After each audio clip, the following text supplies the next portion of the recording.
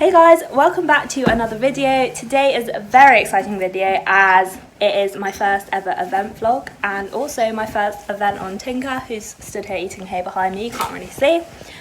So I'm going to take you along with me. I'm not sure how much I'll actually get to film when we're there as my times are pretty tight, but I will try and film as much as possible. I'm going to film all my preparing today. It's the afternoon before my event currently, so I'm about to ride her, but I will take you along with me and just show you what I do to get ready and how it goes. As I said, it's my first event on Tinka, so I'm not really going in with very high expectations. I'm just going to go for a bit of fun.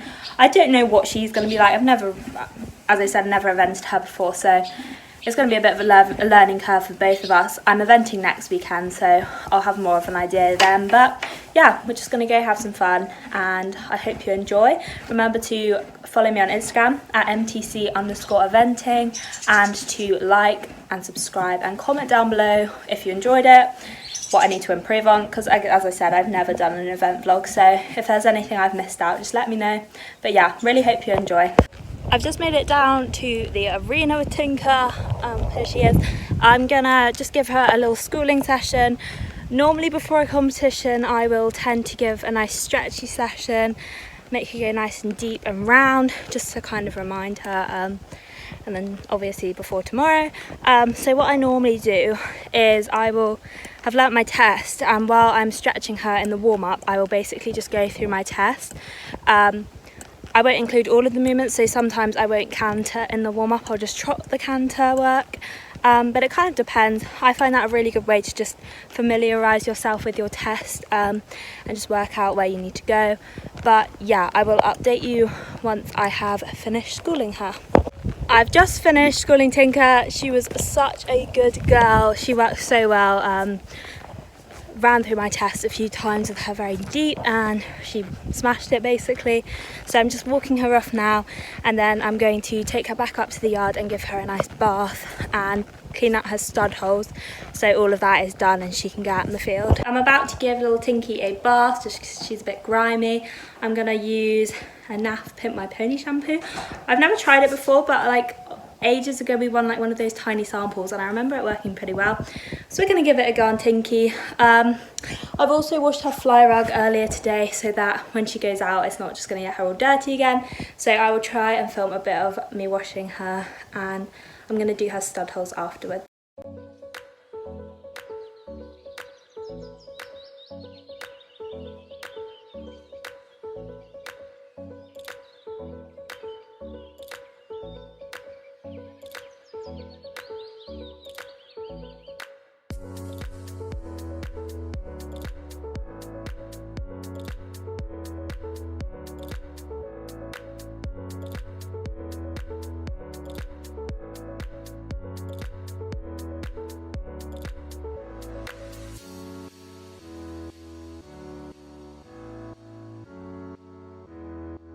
So I've just finished washing Tinka. She looks so nice and shiny. I've just taken her out of the wash box and put her into the sun to dry, and I'm going to start on her stud holes. I've also just shoved her fly rug up there to dry too. So yeah, she looks so nice. I really like that shampoo. It smells really good as well. So I'm about to do Tinka's stud holes. So I've just got my little kit here. So I've just got a tap to make sure the studs go in easily. I use a screwdriver to kind of get out everything. I find it's the best tool I use to get like the rocks and stuff out. I also have this smaller one to get any like into the final little, if there's like a rock, to get into the gap. And then I just use these stud plugs. I personally prefer these to cotton wool because they are firstly reusable, which is really good, and they also keep their shape a lot better in the studs, whereas the cotton wool can kind of disintegrate a bit. So I just prefer to use these. So I'm about to do her stud holes now. So I've just finished doing Tinka's stud holes. They didn't take me too long. There are a couple that were quite tricky, and I do 2 in each foot, as you can see, so it did take me a bit longer, but luckily she's a really good girl and just stood there. So I'm gonna let her chill for a bit and I'm gonna go clean her tack and then start getting things together to go and put in the lorry. So I've just come into the tack room and these are both her saddles. I'm not cleaning her jump one because my sister is using it this evening. So I'm going to clean my dressage saddle, my girth, which is just down there, and then my bridle a bit, because then her breastplate, which is over here, is all clean already. So yeah, not too bad, shouldn't take me too long. I get asked quite a lot what I clean all my tack with, so I normally just start with some hot water and I put some fairy liquid in. This is just really good at getting off all the grime and grease, so I just go over both my bridle and saddles with that. I then, for my bridle, go in with this leather balm thing. It's really good, it makes it look really shiny and it makes it really soft. And then for my saddle, I either go in with kind of a grease sort of thing. This is normally if I'm not using the saddle on the next day, because it just gives it a nice moisturise basically. And this is more of just a soap, which I'm going to use tonight, as it just is a quick way to make it look nice and shiny. Okay, so I've just finished cleaning my bridle. It looks really nice and shiny. So now I've just got to clean my dressage saddle, and then I'll see if my sister cleans my jump saddle tonight or if I need to do it tomorrow. Just finished cleaning my saddle, so I'm just going to shove the cover onto it and then load everything up into the lorry basically. Here on the counter I have my numbers, so I kind of printed 2 versions of them out just in case. I don't know, I like to be prepared and like have spare in case. And then over here we just have 2 checklists that I actually found on Facebook, and it was made by a photography place called Luna Photography, and there's basically a rider checklist and a horse checklist, and it goes through each of the phases with what you need on basically, any extras and things, and same with the rider for each phase. So it's really helpful, especially as I haven't evented in a while, just have a checklist just in case I don't forget anything. So I'm just in the lorry barn right now, and I've just about finished loading what I can load tonight. Obviously I've got a few things to put in the morning, such as like my clothes, the jump saddle, a little pad, massage pad, hay nets, rugs, etc. But I will just show you what I've loaded right now. In my tack locker I have my bridle all ready with the dressage bit on, and then up here I've just got the jumping bit and her breastplate, and then I have dressage saddle with its cover on and everything, a spare head collar in case anything happens, stud girth, dressage girth, 2 numbers, and obviously as I mentioned earlier I need to put my jump saddle in. In this locker I have my jump whip, it's just like the standard kind of jockey whip. And then up at the top there, I've just got the ice boot outers along with first aid kit and things like that. And then in this locker, I have the ice boots inners bit, so just in that plastic bag there are the like ice boot cooler bits. And then just in here, I have stud kit, all her boots, grooming kit, recovery mesh for afterwards, spare number, fixed peak hat, cross country hat, body protector. I need to add my boots in because I've just got to clean those later.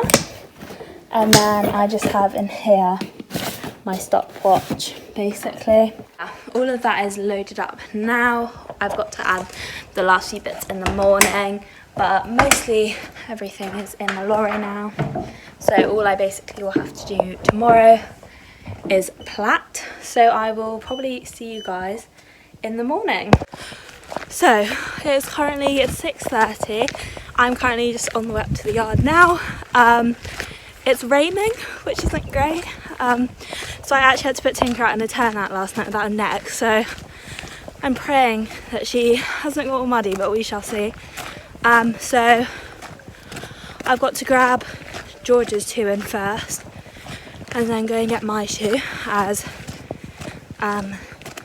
George's are right in front of the stable, so they'll get a bit jealous if not. So I've allowed enough time to do that, and then after that I'll just feed Tinka, make sure everything's there that I need in the lorry, and then I will plait her up and make her look a bit more presentable. But she's It's gonna be a bit wet, so I'm gonna shove like a fleece on her or something and pray that she dries in time to plait and things and brush. But I will update you once I've got all of them in. So I've just got them all in. Tinka was a bit wet underneath her rug, so I've just shoved a fleece on her. Now I'm gonna get all their feeds ready, give them their feeds. Probably try and dry her neck because it's quite wet.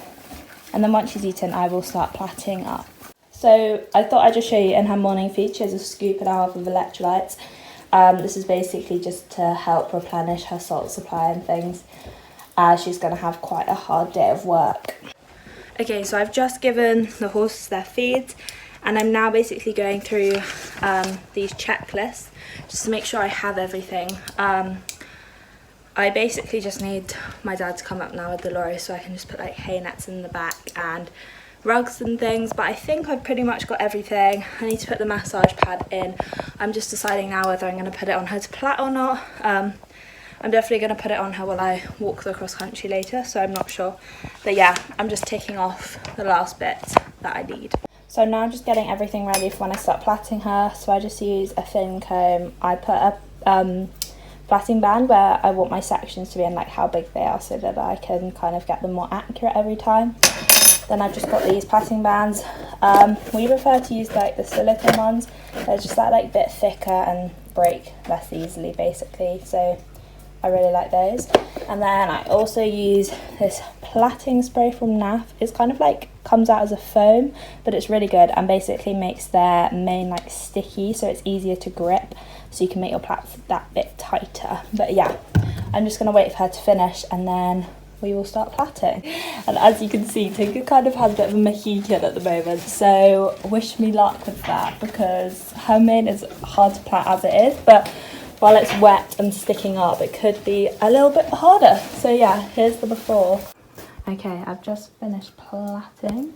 They're not very good because she has a really tufty mane and I found it really hard for some reason today, but she's all done. I don't plait her full because she wears ears.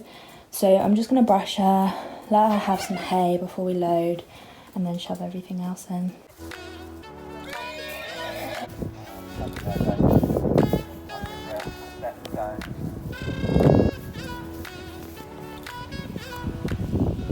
Yeah.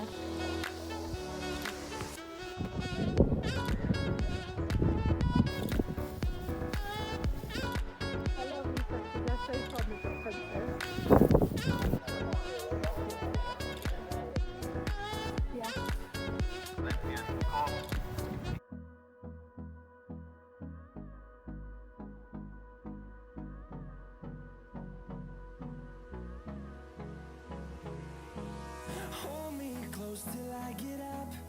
Time is barely on our side. I don't wanna waste what's left. The storms we chase are leading us, and love is all we'll ever trust. Yeah, no, I don't wanna waste what's left. And on we'll go, through the wastelands, through the highways, till my shadow turns to sun rays. And on we'll go, through the wastelands, through the highways, and on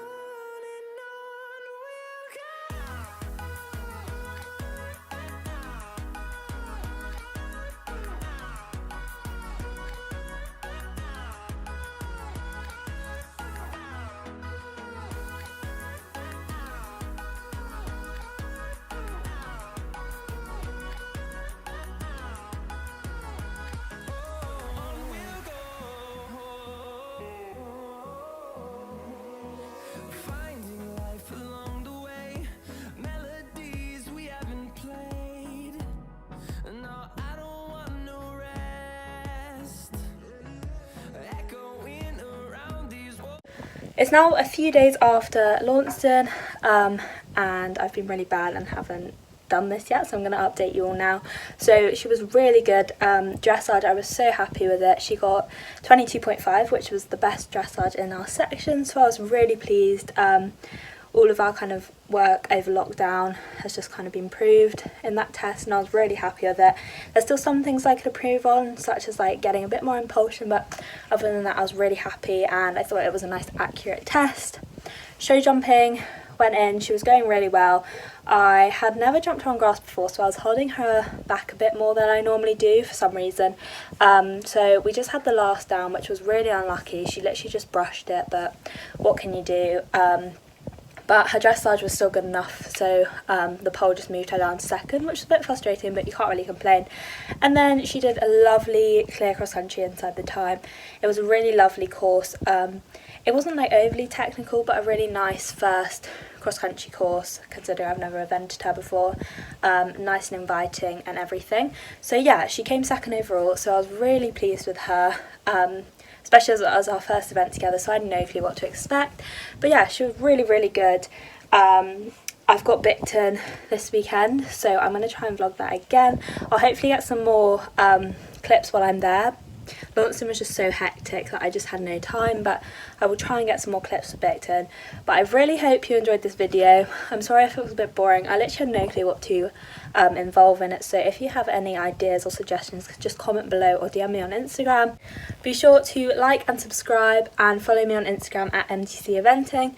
But other than that, I really hope you enjoyed it, and I will see you in the next video.